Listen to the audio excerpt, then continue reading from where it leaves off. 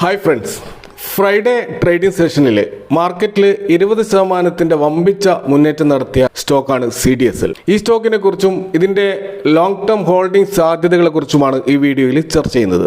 അപ്പോൾ ഈ സ്റ്റോക്ക് ഇങ്ങനെ മുന്നേറാനുള്ള കാരണങ്ങളെക്കുറിച്ചും ഈ വീഡിയോയുടെ അവസാന ഭാഗത്ത് പറയുന്നുണ്ട്. അതുകൊണ്ട് വീഡിയോ മുഴുവനായിട്ടും കാണാൻ ശ്രമിക്കുക. R4iയിലേക്ക് എല്ലാവർക്കും ഒരിക്കൽ കൂടി സ്വാഗതം. സെൻട്രൽ ഡെപ്പോസിറ്ററി സർവീസ് ലിമിറ്റഡ് അഥവാ CDSL എന്ന് പറയുന്ന ഈ സ്റ്റോക്കിൻ്റെ കഴിഞ്ഞ ഒരു വർഷത്തെ റിട്ടേൺ എന്ന് പറയുന്നത് 116%.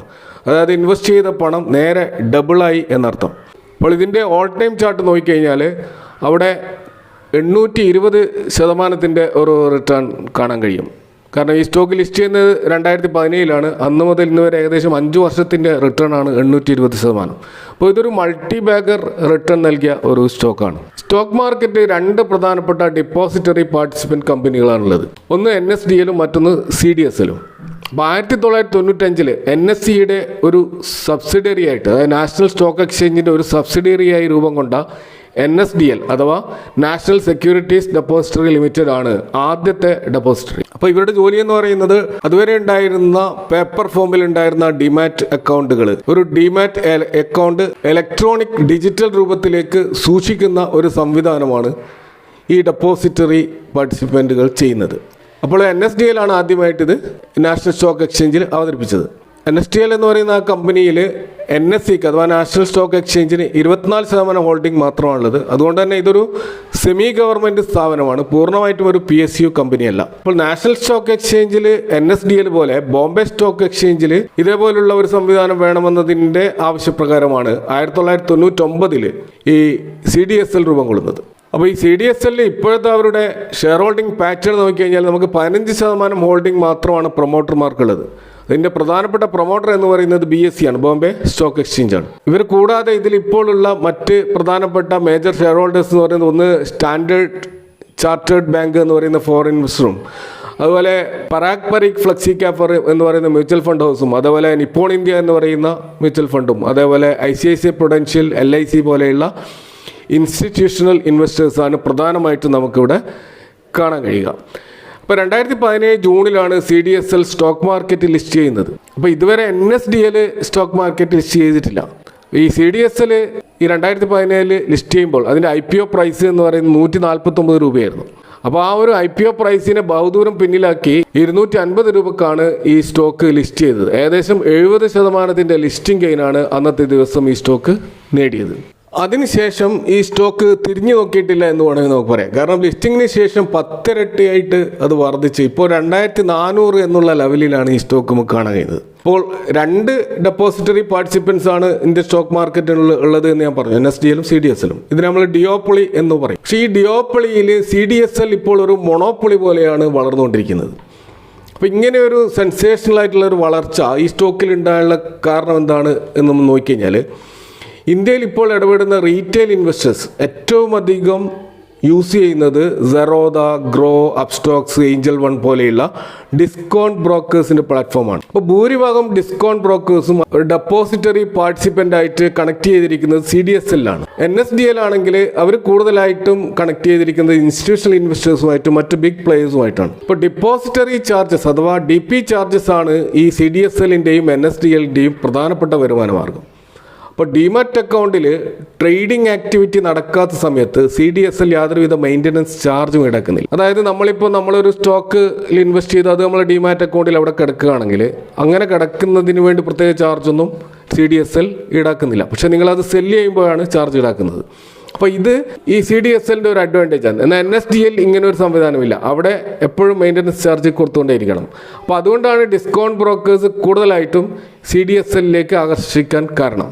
ഇപ്പോൾ CDSL-ലുള്ള ഡിമാറ്റ് അക്കൗണ്ടിൻ്റെ ഹോൾഡിങ് അതിൻ്റെ ഒരു ഹിസ്റ്ററി നമ്മൾ നോക്കിക്കഴിഞ്ഞാൽ ഫൈനാൻഷ്യൽ ഇയർ 2016 ഏകദേശം 1 കോടി ഡിമാറ്റ് അക്കൗണ്ട് ഹോൾഡ് ചെയ്തിരുന്ന CDSL ഇപ്പോൾ നമുക്ക് കാണാൻ കഴിയുന്നത് 10 കോടിക്ക് മേലെയുള്ള ഡിമാറ്റ് അക്കൗണ്ടുകളുടെ കാത്തുസൂക്ഷിപ്പുകാരനായിട്ട് ഇപ്പോൾ CDSL നമുക്ക് കാണാം. ഇപ്പോൾ CDSL-ൻ്റെ ഈ ഒരു റീറ്റെയിൽ ഇൻവെസ്റ്റേഴ്സ് ഫ്രണ്ട്ലി ആയിട്ടുള്ള അപ്രോച്ച് കാരണമാണ് ഈ രീതിയിലുള്ള ഒരു വളർച്ച അതിൻ്റെ ഡിമാറ്റ് അക്കൗണ്ടിൽ വന്നിട്ടുള്ളത്. ഇപ്പോൾ വൻ വളർച്ച നേടി ഈ സ്റ്റോക്കിൻ്റെ ആ ഒരു മൊണോപ്പൊളി സ്ഥാനം തുടരുകയാണ്.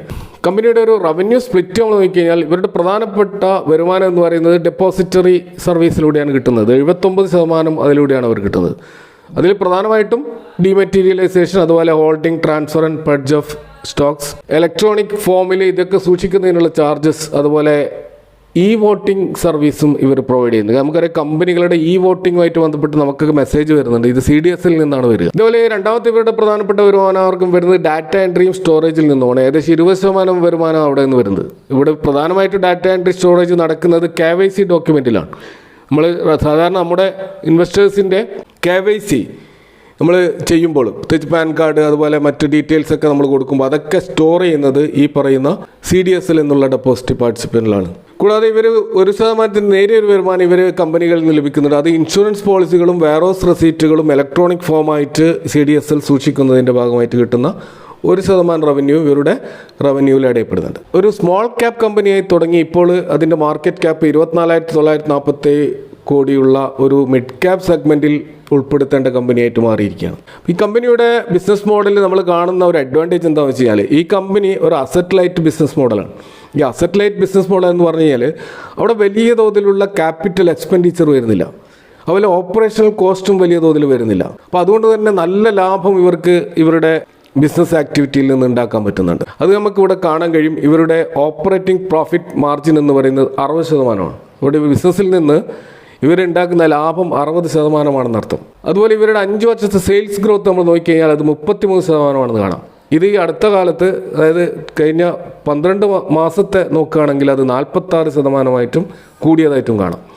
പ്രോഫിറ്റ് ഗ്രോത്ത് നോക്കുകയാണെങ്കിൽ അത് കഴിഞ്ഞ 5 ഇയേഴ്സിൻ്റെ ആവറേജ് ഗ്രോത്ത് 30%, കഴിഞ്ഞ ട്രെയിലിംഗ് 12 മന്ത്സിൻ്റെത് 53% കാണാം. അതുപോലെ ഈ സ്റ്റോക്കിൻ്റെ പ്രൈസും വളരുന്നുണ്ട്. ആ പ്രൈസ് വളരുന്നത് സെയിൽസിൻ്റെയും പ്രോഫിറ്റിൻ്റെയും ഡബിളായിട്ടാണ് സ്റ്റോക്കിൻ്റെ പ്രൈസ് വളരുന്നത്. അത് 61% കാണാൻ കഴിയും കഴിഞ്ഞ 5 വർഷത്തെ വളർച്ച. അതായത് ഓരോ വർഷം തോറും 60% വെച്ച് സ്റ്റോക്കിൻ്റെ പ്രൈസ് കൂടുകയാണ്. കഴിഞ്ഞ ഒരു വർഷത്തെ വളർച്ച എന്ന് പറയുന്നത് 114%. അത് വമ്പിച്ച ഒരു വളർച്ചയാണ് ഈ സ്റ്റോക്കിൽ കാണിച്ചിട്ടുള്ളത്. കമ്പനിയുടെ ROCE നോക്കുകയാണെങ്കിൽ 40%, ROE 31%. ഇതൊരു വമ്പിച്ച ROEയും ROCയുമാണ്. മറ്റൊരു പ്രധാനപ്പെട്ട കാര്യം, ഈ കമ്പനിയുടെ ഫേസ് വാല്യൂ ഇപ്പോൾ 10 രൂപയാണ്. 10 രൂപ ഫേസ് വാല്യൂ എന്ന് പറയുമ്പോൾ ഈ സ്റ്റോക്ക് ഇതുവരെ സ്പ്ലിറ്റ് ചെയ്തിട്ടില്ല എന്നർത്ഥം. അപ്പോൾ ഇനി ഈ സ്റ്റോക്ക് ഭാവിയിൽ സ്പ്ലിറ്റ് ചെയ്യാനുള്ള സാധ്യത ഉണ്ട്, അത് ഇതിൽ നിലനിൽക്കുന്നുണ്ട് എന്നാണ് അതിനർത്ഥം. അത് എന്തുകൊണ്ടാണെന്ന് വെച്ചാൽ ഈ സ്റ്റോക്കിൻ്റെ പ്രൈസ് വല്ലാതെ അങ്ങ് വളർന്നു കഴിഞ്ഞാൽ സ്വാഭാവികമായിട്ടും കമ്പനി സ്റ്റോക്ക് സ്പ്ലിറ്റ് ചെയ്യുന്നതിനെ പറ്റി ആലോചിക്കും. അതിനുള്ള ഫേസ് വാല്യൂ ഇവർക്ക് ഉണ്ട് എന്ന് നമുക്കിവിടെ മനസ്സിലാക്കാൻ കഴിയും. ഇനി കമ്പനിയുടെ ക്വാർട്ടർലി റിസൾട്ട് നോക്കിക്കഴിഞ്ഞാൽ ഇയർ ഓൺ ഇയർ സെയിൽസിൽ 93% വളർച്ചയാണ് കാണാൻ കഴിയുന്നത്. ഇയർ ഓൺ ഇയർ പ്രോഫിറ്റിൽ 105% വളർച്ചയുമാണ് കാണാൻ കഴിയുന്നത്. അപ്പോൾ റിസൾട്ടുകൾ ഗംഭീരമാണ്. അതുകൂടാതെ ഡെപ്റ്റ് ടു ഇക്വിറ്റി നോക്കുകയാണെങ്കിൽ 0 ആണ്, പ്ലഡ്ജഡ് പെർസെൻറ്റേജും 0 ആണ്. കാരണം ഈ കമ്പനിയെ സംബന്ധിച്ചുള്ള ഇവർക്ക് കടമെടുക്കേണ്ട യാതൊരു ആവശ്യമില്ല. അത്രമാത്രം ഓപ്പറേറ്റിംഗ് പ്രോഫിറ്റ് മാർജിൻ ഇവർ ഉണ്ടാക്കുന്നുണ്ട്. കാരണം ഇവരെ സംബന്ധിച്ചിടത്തോളം വലിയ ഓപ്പറേറ്റിംഗ് കോസ്റ്റ് വരുന്നില്ല എന്നുള്ളതാണ് കടം 0 ആവാനുള്ള ഒരു കാരണം. ഇനി സ്റ്റോക്കിൻ്റെ PE റേഷ്യോ നോക്കുകയാണെങ്കിൽ അതിൻ്റെ വാല്യുവേഷൻ വൈസ് നോക്കുകയാണെങ്കിൽ സ്റ്റോക്കിൻ്റെ PE ഇപ്പോൾ 59.5 എന്നുള്ള PEയിലാണ് കാണാൻ കഴിയുക. ഇതിൻ്റെ ഇൻഡസ്ട്രി PUമായിട്ട് താരതമ്യം ചെയ്യുന്ന യാതൊരു അർത്ഥവുമില്ല. കാരണം എന്തുകൊണ്ടാണെന്ന് വെച്ചാൽ ഈ കമ്പനി സ്റ്റോക്ക് മാർക്കറ്റ് ലിസ്റ്റ് ചെയ്ത ഒരേ ഒരു ഡെപ്പോസിറ്ററി പാർട്ടിസിപ്പൻ്റാണ് ഈ കമ്പനി. അപ്പോൾ ഇതിൻ്റെ ഇൻഡസ്ട്രിയുമായിട്ട് നമുക്ക് താരതമ്യം ചെയ്യാൻ മറ്റ് പ്ലെയേഴ്സ് ഇവിടെ ഇല്ല. NSDL ആണെങ്കിൽ സ്റ്റോക്ക് മാർക്കറ്റ് ലിസ്റ്റ് ചെയ്തിട്ടുമില്ല. അപ്പോൾ നമുക്കിവിടെ ചെയ്യാൻ പറ്റുന്നത് ഇതിൻ്റെ മീഡിയം PUമായിട്ടൊന്ന് കമ്പയർ ചെയ്ത് നോക്കുക എന്നുള്ളതാണ്. അങ്ങനെ നോക്കുമ്പോൾ നമുക്ക് കാണാൻ കഴിയും മീഡിയം PE 49.7 അതിനേക്കാളും 10 പോയിൻറ്റ് കൂടുതലായിട്ടാണ് ഇപ്പോൾ ട്രേഡ് ചെയ്യുന്നത്. പ്രൈസ് ടു ബുക്ക് വാല്യൂ നോക്കുകയാണെങ്കിൽ അത് വളരെ ഹൈ ആണ്, 17 മൾട്ടിപ്പിളായിട്ട് അത് വളർന്നിട്ടുണ്ട്. അപ്പോൾ ഇത് ഓവർ വാല്യൂഡ് ആയിട്ടുള്ള പൊസിഷനിലാണ് ഇപ്പോൾ നമുക്കിത് കാണാൻ കഴിയുക. ഈ കമ്പനിയുടെ ശരിക്കുള്ള ഒരു ബൈങ് റേഞ്ച് എന്ന് പറയുമ്പോൾ നമ്മളവിടെ PE റേഷ്യോ ഏകദേശം മീഡിയം PEയോട് അടുത്ത് വരുമ്പോഴാണ് നല്ലൊരു ബൈങ് റേഞ്ച് എന്ന് പറയാൻ കഴിയുക. കാരണം 50 താഴെ PE റേഷ്യോ ഈ സ്റ്റോക്കിൽ നല്ലൊരു ബൈങ് ഓപ്പർച്യൂണിറ്റി ആയിട്ട് കണക്കാക്കാം. കമ്പനിയുടെ കോർപ്പറേറ്റ് ആക്ഷനുമായിട്ട് ബന്ധപ്പെട്ട് നോക്കുകയാണെങ്കിൽ ഡിവിഡൻഡ് ഈൽഡ് 0.67% എന്ന് കാണാം.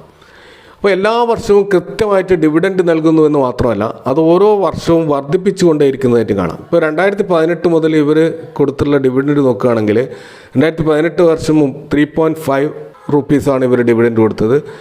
2019 4 രൂപയുടെ ഡിവിഡൻഡ്, 2020 4 രൂപ 50 പൈസയുടെ ഡിവിഡൻഡ്, 2021 9 രൂപയുടെ ഡിവിഡൻഡ്, 2022 15 രൂപയുടെ ഡിവിഡൻഡ്, 2023 16 രൂപയുടെ ഡിവിഡൻഡ്. അപ്പോൾ അത് ഇങ്ങനെ വളർന്നുകൊണ്ടേയിരിക്കുകയാണ് ഡിവിഡൻഡ്. അപ്പോൾ ഇനി നമുക്ക് ഈ സ്റ്റോക്ക് എന്തുകൊണ്ട് ആ 20% മുന്നേറ്റം ലാസ്റ്റ് ട്രേഡിംഗ് സെഷനായി കഴിഞ്ഞ വെള്ളിയാഴ്ച നടന്നു എന്നുള്ളതാണ് നമ്മൾ ഇവിടെ നോക്കുന്നത്. അത് നോക്കുമ്പോൾ ഇവിടെ നമുക്ക് കാണാൻ കഴിയും ആദ്യമായിട്ട് ഈ കമ്പനി ഒരു ബോണസ് ഷെയർ ഇൻവെസ്റ്റേഴ്സ് നൽകാൻ തീരുമാനിച്ചിരിക്കുകയാണ്. ഇപ്പോൾ CDSL അവർ കഴിഞ്ഞ വ്യാഴാഴ്ച 27-ാം തീയതി സ്റ്റോക്ക് എക്സ്ചേഞ്ചിൽ സമർപ്പിച്ചിട്ടുള്ള ഇൻറ്റിമേഷൻ നോട്ടീസ് പ്രകാരം അവർ പറയുന്നത് CDSL ബോർഡ് ഓഫ് ഡയറക്ടേഴ്സിൻ്റെ ഒരു മീറ്റിംഗ് ജൂലൈ 2-ാം തീയതി ചേരാൻ പോവുകയാണ്.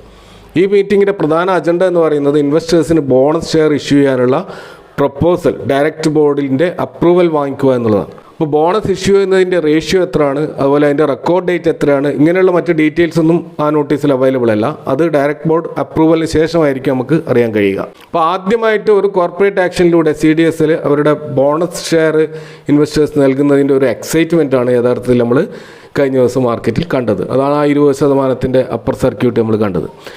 ഏതായാലും കൂടുതൽ റീറ്റെയിൽ ഇൻവെസ്റ്റേഴ്സ് ഡിമാറ്റ് അക്കൗണ്ട് തുറക്കുന്ന വർത്തമാനകാലത്ത് CDSLൻ്റെ ആ ഡിയോപ്പൊളി തുടർന്നുകൊണ്ടേയിരിക്കുമെന്നുള്ള കാര്യത്തിൽ തർക്കമില്ല. CDSL ഇൻവെസ്റ്റ് ചെയ്ത ഒരാളെ സംബന്ധിച്ചിടത്തോളം ആ സ്റ്റോക്ക് ട്രാക്ക് ചെയ്യാൻ വളരെ എളുപ്പമാണ്. സ്റ്റോക്ക് മാർക്കറ്റിൻ്റെ വളർച്ചയോടൊപ്പമായിരിക്കും CDSLൻ്റെയും വളർച്ച. സ്റ്റോക്ക് മാർക്കറ്റ് തകരുമ്പോൾ CDSLും തകരും. NSDL ഭാവിയിൽ ലിസ്റ്റ് ചെയ്യുകയാണെങ്കിലും CDSLന് അതൊരു വെല്ലുവിളിയാകും എന്ന് കരുതുന്നവരുണ്ട്. എന്നാൽ ആ ഒരു വാദം അത്ര ശരിയാണെന്ന് തോന്നുന്നില്ല. കാരണം ഇന്ത്യൻ ജനസംഖ്യയുമായിട്ട് നമ്മൾ തട്ടിച്ചു നോക്കുമ്പോൾ ടോട്ടൽ ഡിമാറ്റ് അക്കൗണ്ട് എന്ന് പറയുന്നത് പോപ്പുലേഷൻ്റെ 3% മാത്രമാണെന്ന് നമുക്ക് കാണാൻ കഴിയും. എന്നാൽ ഈ ഒരു ഡാറ്റ അമേരിക്കയിൽ അത് 50% മുകളിലാണ്.